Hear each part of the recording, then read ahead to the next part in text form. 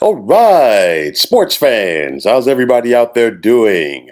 William Martin coming at you one more time here on YouTube with another edition of the 300 Pounds of Sports Knowledge Podcast. As the Chicago Bears just wrapped up one of their worst seasons in franchise history, there is some solace that brighter days could be ahead. The Bears lost to the Minnesota Vikings today, coupled with the Houston Texans defeating the Indianapolis Colts today means that Chicago is now in possession of the first overall pick in April's NFL draft. This also marks the first time since 1947 that Chicago will be picking first in the draft. Now, like I said in my recent take on the Bears, several days ago, this is a great opportunity for them to stockpile some picks as this team is not one player away. Now, the Bears had the first overall pick. Obviously, more than likely, if they trade this pick, it's going to be to a team that is a quarterback needy team and definitely wants to move ahead of the Texans for that number one slot. I mean, obviously, most people expect Bryce Young and CJ Stroud to be the first two picks in this draft. It's just a matter of who goes first. So I foresee a scenario where the Bears could make a trade. Also, there's a lot on the table right now for Chicago. Would they want to start over at quarterback? Would they want to get off of Justin Fields? We got to wait and see. I mean, there's a lot that we're going to find out with this pick between now and the next 3.5 months. You think about it, if you are going to stay with Justin Fields, which I do expect the Bears to do, I could be wrong, but you got to put a team around him because we have really not seen what Justin Fields can do from the quarterback standpoint in his brief NFL career. Why? Because the young man is running for his life and he's had to be a de facto running back for this team. I mean, Justin Fields is going to finish the season in the top 10 in rushing. And that's also factoring in that he did not play today. And anytime that your quarterback has more than 1,000 yards receiving in a season of rushing, in a season, law of averages is not that good. The rare exception we saw it with Lamar Jackson in his MVP year. But nonetheless, when your quarterback is racking up that many runs and yards, it's not a good thing because along with the runs come the hits, not to mention the hits that he's taking in the pocket as a quarterback, the hits that he's taking when he's tackled in inbounds, the hits that he's taking when he's getting tackled out of bounds. And honestly, sometimes you watch Justin Fields play and the man is just fatigued. It's like he does not have anything else to give. And with that said, obviously, one person cannot do it by themselves. He needs a team around him. And I mean, the Bears have to start from square one. You need an offensive line in front of Fields. You need to give him receivers. No Bears receiver, is really going to even come close to having 1,000 yards this season. Uh, Defensively, the Bears have to get a lot better. Passing wise, they have to get a lot better as they were last in the league in passing offense this year. So honestly, with the exception of Justin Fields, a quarterback, and Cole Kmet, your tight end, you basically have your pick of the litter how you want to go out there and improve this team if you're Bears general manager Ryan Poles. Now, taking a defender such as Will Anderson, first overall, could be very enticing, okay, for the Bears. I get that.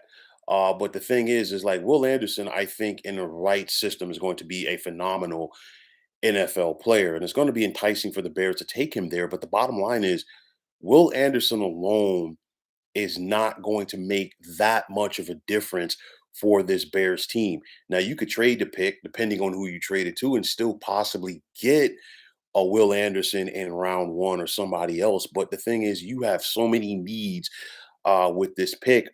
I think that it's going to be imperative for the Bears to trade this pick and try to build around a guy like Justin Fields. This is a golden opportunity, in my opinion, for Ryan Poles to really put his stamp on this team. Going out there, stockpiling some picks. Remember, the Bears traded up with the Giants a couple of years ago to take Justin Fields, and because of that, they didn't have their first round pick last year. They gave up some mid round picks that year, as well as in 2021, as well as 2022, in order to go out there and take Justin Fields. Now you got to try to recoup some of what you gave up, and you're looking at the teams behind them.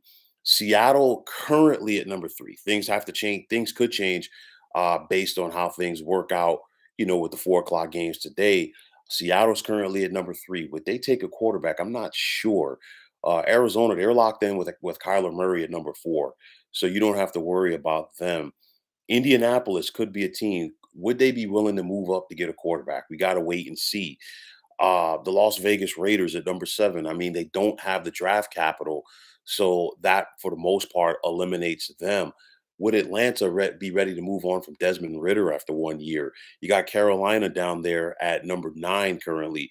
Tennessee at number well, I take that back about Tennessee because due to the fact that they did take Malik Willis in the third round last year, and even though he didn't have a strong rookie campaign, I still think that they are going to try to work and develop him.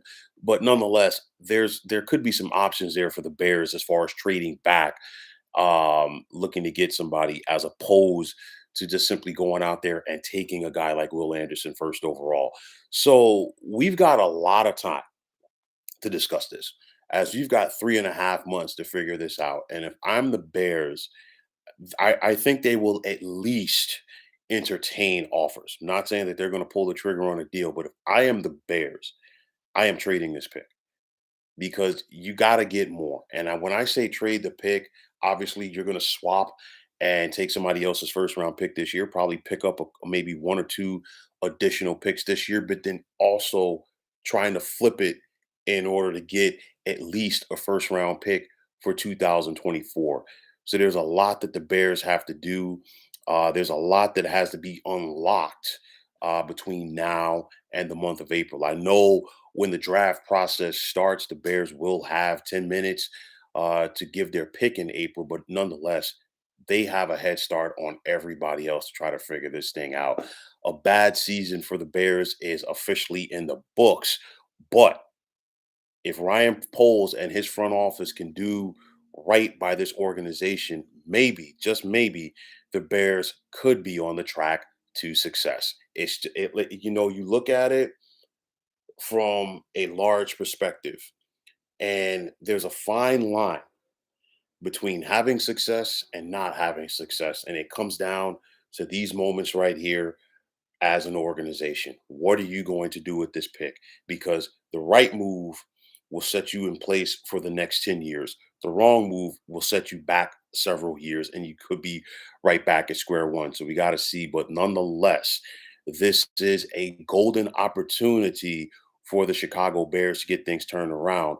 We'll just have to wait and see if they are able to make the most of it. So, folks, that is going to wrap it up. And as always, I want to take this time out to thank you for tuning into the 300 Pounds of Sports Knowledge podcast here on YouTube. I want to take this time out to thank all of you fine folks out there for tuning in. And if you have not already, please feel free to subscribe to this channel. Now, if you're on Twitter, please feel free to follow me at 300 Pounds of Sports. And like I always say, if you follow me, it will be my pleasure to follow you right back. There is also the sports discussion group on Facebook at the Sports Depot 365. Now you can check it out. Drop a line and be a part of one of the better sports debating sites going on social media. So once again, fine folks, my name is William Martin. I'm signing off, saying take care and have yourselves a wonderful day.